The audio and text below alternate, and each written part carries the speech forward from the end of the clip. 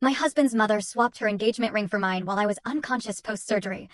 You know that gut-wrenching feeling when you realize someone you trusted implicitly, someone who was supposed to be family, has completely and utterly betrayed you? What if they didn't just break your trust, but stole something priceless, a symbol of love and legacy, right from under your nose, and then had the audacity to lie straight to your face about it? When Brian proposed to me 3 years ago, he gave me this incredible ring. Not just any ring, but his grandmother's.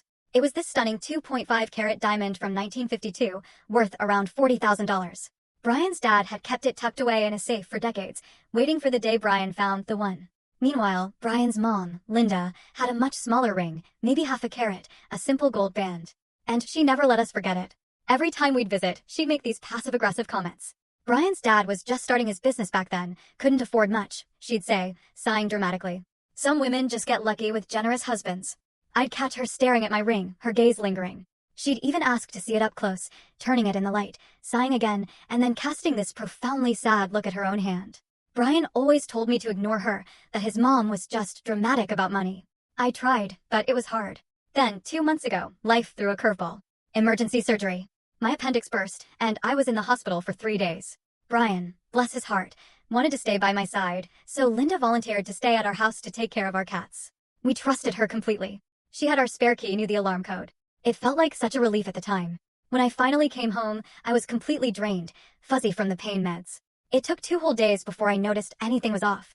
I went to put my ring back on and my hand just paused. It felt different. Lighter. The band was thinner. My heart started to pound. I looked closer and that's when the blood drained from my face. It wasn't my ring. It was Linda's. Her small diamond, her worn gold band, even her inscription inside, forever yours.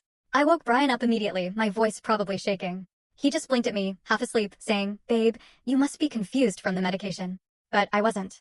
I knew my ring. I'd worn it every single day for 3 years. I knew every angle of that diamond, every tiny detail of the setting. We tore the house apart.